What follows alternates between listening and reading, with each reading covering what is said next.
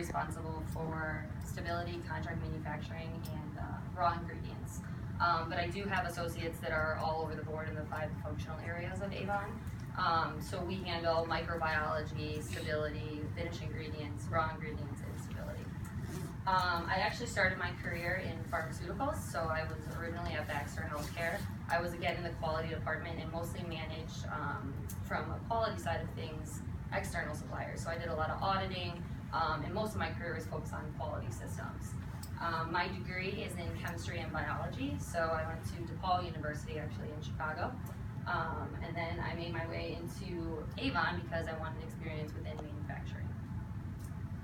All right, I'm Mallory Wegg. I started at Avon about a year ago as an intern. Did that for about 5 months, and then they decided to hire me full time. I am manufacturing and project engineer for the packaging department. So putting products into tubes and jars and all that stuff in the packaging outside, like the cartons and stuff that you might see over here as well. I started, when I was an intern, I started managing about 8 people on the second shift, mechanic-wise.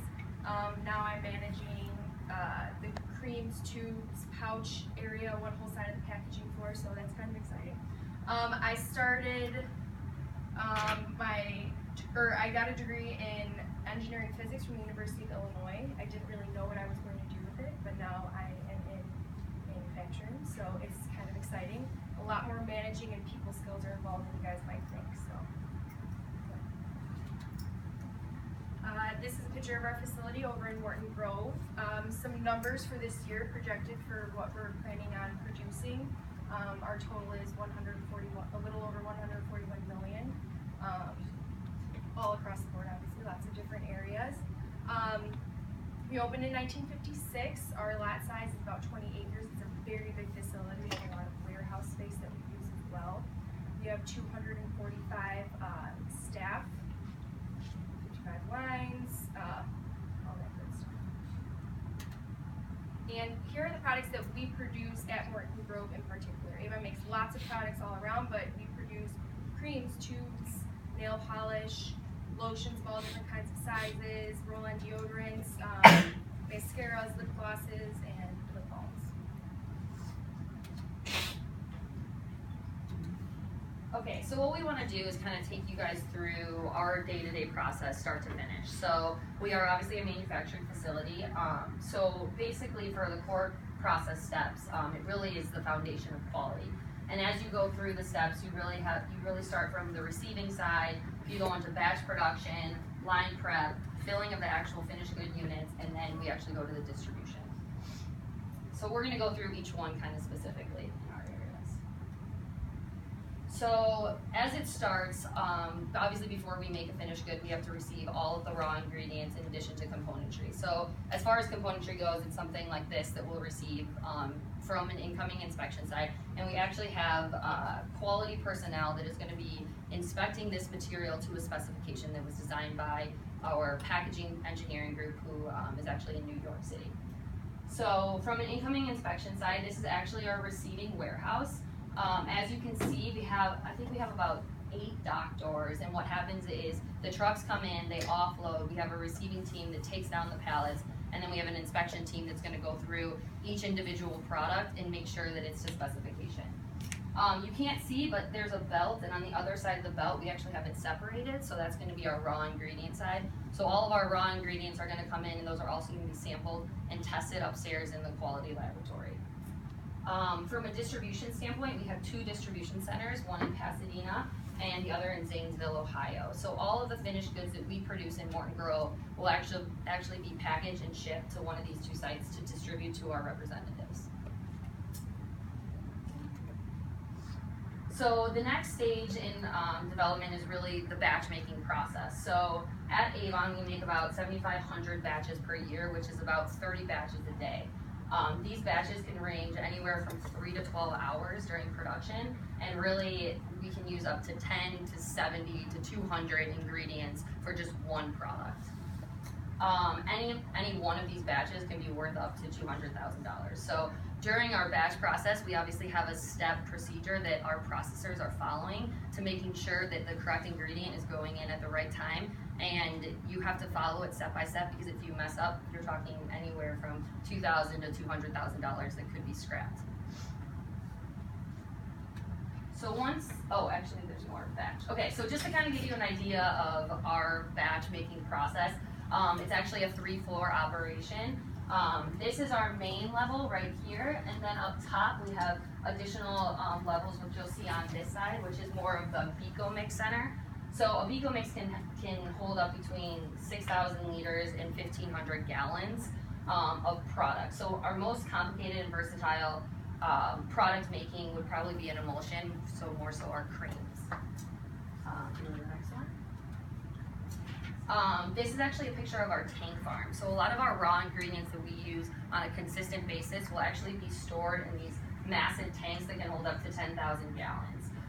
What actually happens during this process is the trucks come in and they pump directly from the trucks into our tanks. And as they're pumping in, we're actually testing upstairs in our laboratory, and we have about a 2-hour takt rate to make sure that the product is within specification and what we actually agreed upon before the truck can actually leave the facility. These tanks actually feed directly into the production lines. And here's just another picture again of our mixing tanks in the processing floor. So once the batch is actually completed, that product will actually come upstairs to our quality laboratory where it'll be tested, mostly color, odor, appearance, and if it's a drug item, we're actually going to test for the drug actives to make sure that it's within specification and it's acceptable to go to the line for production. This is actually our lab on the right-hand side. On the farthest side is actually going to be the raw ingredient testing. So as I mentioned before, during incoming, when we receive all our raw ingredients, we're actually going to test those as well.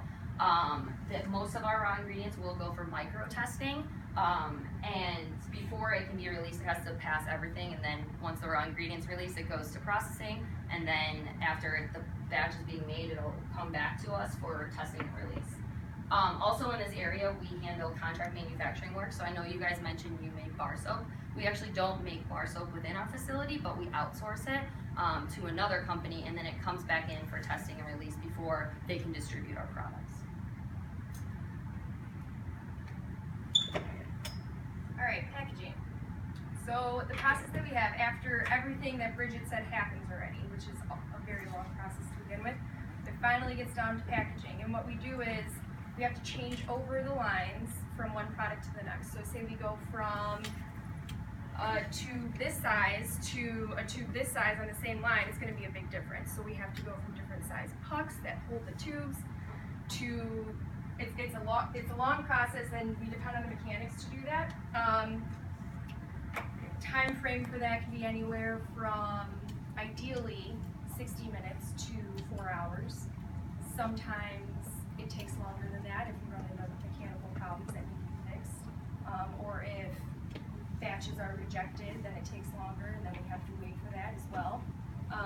In addition to that, before we can start running the line prep is involved. That involves operators and line drivers to get the material from the warehouse where it was received over to the packaging floor. Operators also have to make sure that the products are the way that they're supposed to be.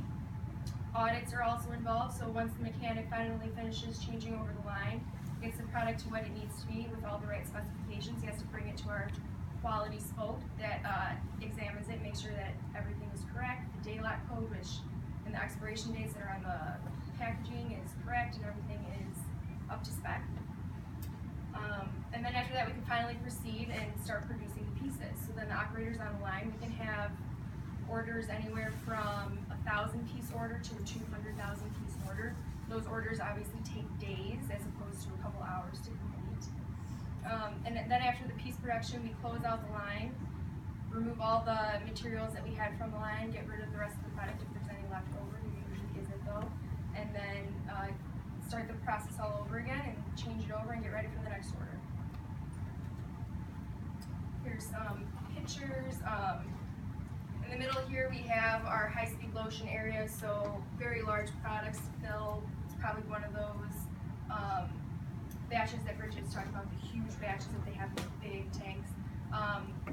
and we'll have multiple tanks in order to fill this order. Over here we have our cream area, operators putting jars on the line to be filled, very small amounts compared to the high-speed lotions. Something like in creams here could be running anywhere from 35 to 50 pieces a minute, whereas something in high-speed lotions can run up to 160 pieces a minute. Same with roll-ons too. Roll-ons is the process. This year we'll have about 200 new items.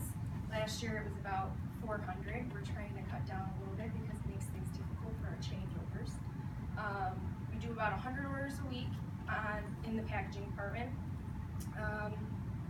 And as far as uptime goes, uptime is how we measure our efficiency. So say over at high speeds our goal is to run 100 pieces a minute, but we're only running 60 pieces a minute. Does anybody know what the uptime would be? You're supposed to be running 100, but you're only running 60. No? Okay, 60%, your uptime is 60%. You're supposed to be running 100, but you're running 60. Our goal as a facility is to be running 70% or higher. So obviously that would not be very good for us. This screen right here shows the operators. We have one on every single line, tells them their uptime at that time. It also tells them what the line speed's supposed to be, but it should already be set up that way from the mechanic's point of view. And then a picture over there is our puck drop. So we use pucks in order to put components in, so that when they're going through the line, they're filled, everything's the right distance, the way it's supposed to be. Okay, so from a quality management standpoint, really our facility is constantly focused on quality. We can't let products out the door unless they're meeting specifications. So a lot of what we focus on as a facility are lean principles, making sure that we're consistently following safety regulations. We don't want anyone to get hurt on the line. You're talking about huge pieces of equipment and a lot of people working daily. A lot of it's a manual process, and you want to make sure that everyone is fully operating in a safe manner. So actually on the production floor, everybody's required to wear hairnets, safety goggles, gloves. In addition to, we're not allowed any jewelry on the line, because if your hand or your ring gets caught in something, you're talking about you might lose a hand. So that's very important. In addition to regulatory compliance, we actually have a regulatory department who manages all of our